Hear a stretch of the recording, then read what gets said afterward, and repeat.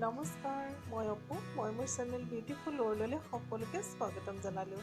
এতিয়া আবেলি চাহ খোৱাৰ সময় আৰু মই চাহৰ লগত বনাবলৈ লৈছোঁ আজি ফ্ৰেঞ্চ ফ্ৰাই। তেনেহ'লে আপোনালোককো দেখাওঁ মই কেনেদৰে ফ্ৰেঞ্চ ফ্ৰাই বনাব লৈছোঁ। আহকচোন ভিডিঅ'টো চাওঁ।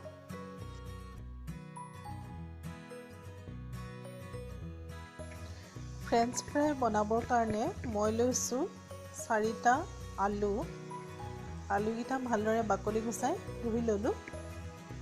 এতিয়া মই এই আলুকেইটা এটা ধুনীয়া চাইজত কাটি ল'ম।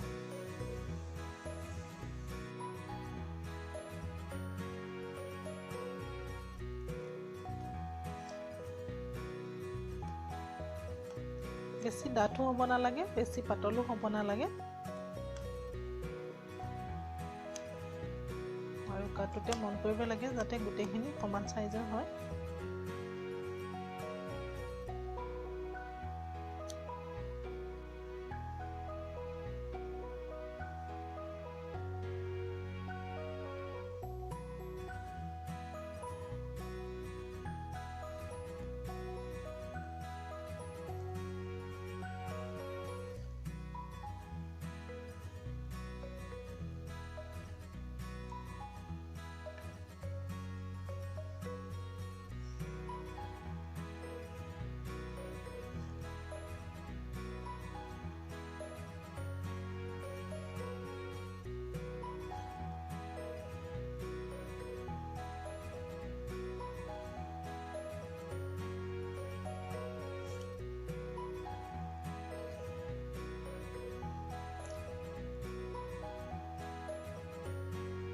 এইখিনি দেখিছেনে? গোটেইখিনি মই সমান চাইজত কাটি ল'লোঁ এনেদৰে।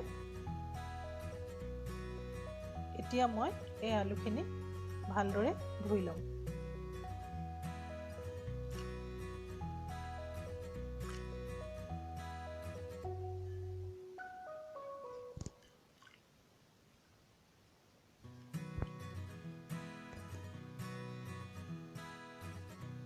এইখিনি আলুখিনি মই ভালদৰে ধুই ল'লোঁ, একদম পানীটো চাফা হোৱালৈকে।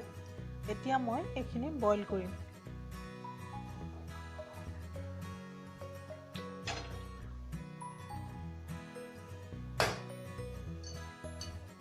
এটা চচপেন পাতি ল'লোঁ, তাতে মই এই আলুখিনি অলপ সময় বইল কৰিম।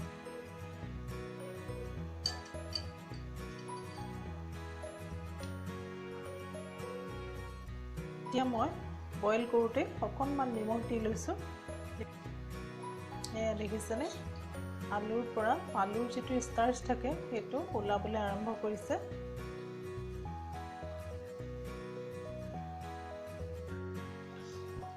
এয়া চাওক, উতলিবলৈ আৰম্ভ কৰিছে।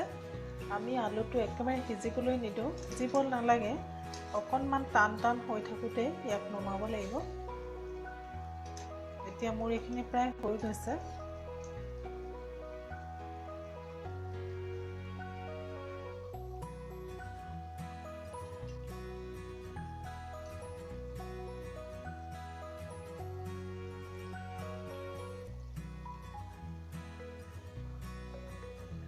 এতিয়া মই গেছটো বন্ধ কৰি নমাই দিছোঁ।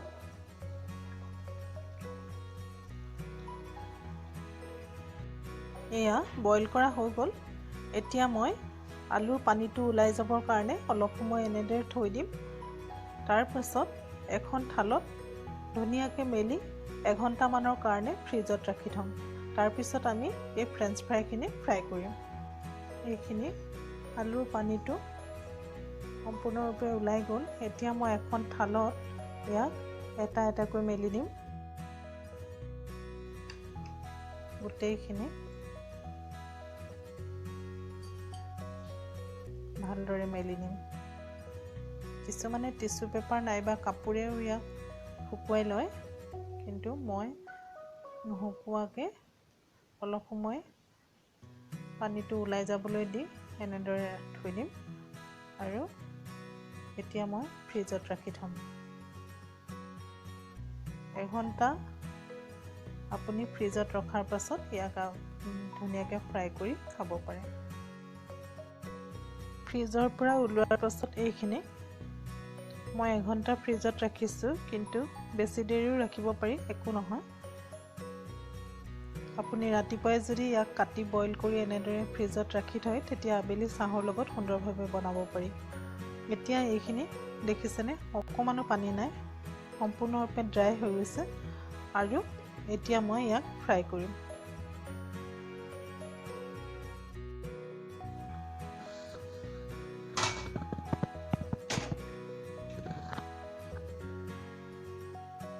কেৰাহীটো ভালকৈ গৰম হ'বলৈ দিম। ফ্ৰাই কৰিবৰ কাৰণে মই ইউজ কৰিছোঁ ৰিফাইন অইল।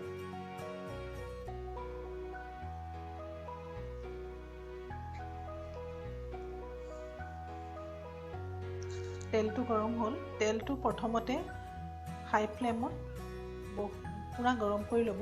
তাৰপিছত ইয়াৰ গেছৰ ফ্লেমটো কমাই ফ্ৰাই কৰিব লাগিব, কিন্তু তেলটো পূৰা গৰম হ'ব লাগিব। এতিয়া মোৰ তেলখিনি গৰম হ'ল আৰু গেছো মই কমাই দিলোঁ। এতিয়া মই অলপ অলপ দি ফ্ৰাই কৰিম।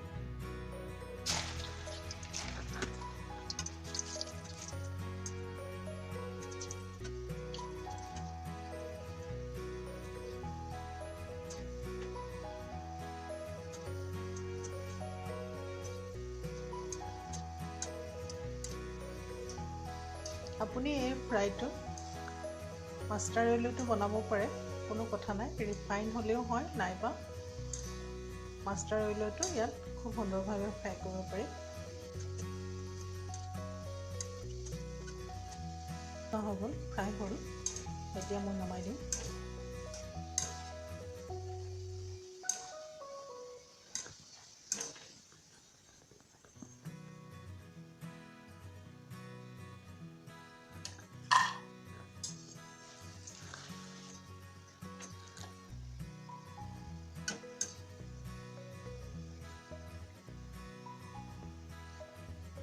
ফ্ৰেঞ্চ ফ্ৰাইটো সদায় মিডিয়াম ফ্লেমত ফ্ৰাই কৰিব লাগে, তেতিয়া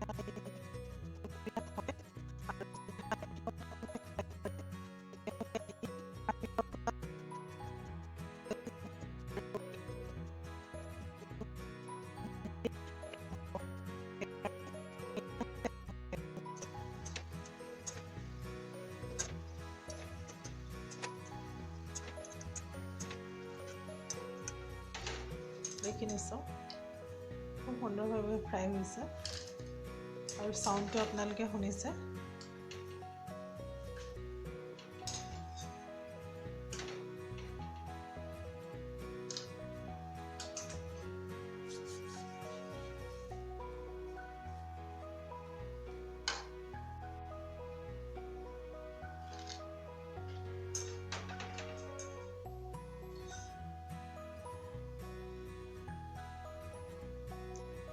এইপিনে মোৰ চাহো হৈ গ'ল, গাখীৰ উতলিলে। এতিয়া মই ইয়াত দিছোঁ চাহপাত, খুব ধুনীয়া চাহপাতটো। চাহৰ কালাৰটো দেখিছেনে, সুন্দৰ চাহপাতখিনি। মই ইয়াত দিছোঁ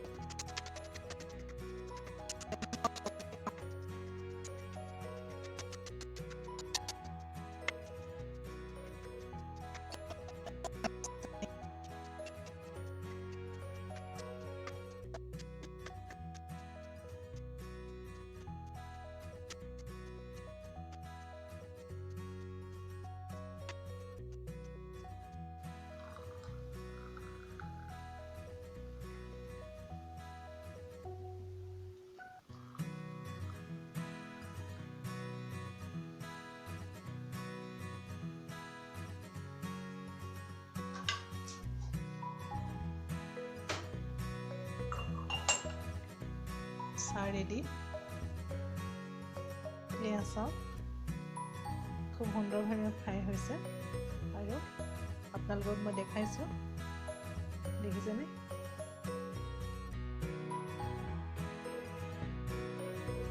এতিয়া মই ইয়াত দিম অকণমান ক'লা নিমখ আৰু অকণমান ৰেড চিলি পাউডাৰ, বেছি নিদিওঁ।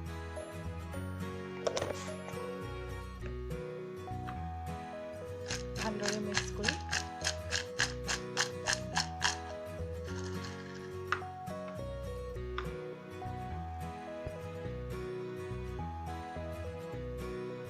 আমাৰ চাহ ৰেডি।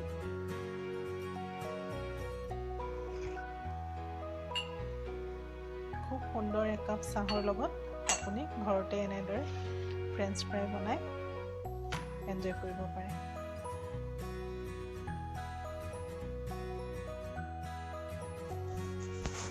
ভিডিঅ'টো চাই কেনে লাগিলে জনাবলৈ নাপাহৰিব, কমেণ্ট কৰিব আৰু প্লিজ মোৰ চেনেলটো ছাবস্ক্ৰাইব কৰি ল'ব, তেতিয়া মোৰ সকলো ভিডিঅ' আপোনালোকে প্ৰথমতে চাবলৈ পাব। আজিলৈ আহোঁ, আকৌ এটা নতুন ভিডিঅ'ৰ লগত আকৌ লগ পাম।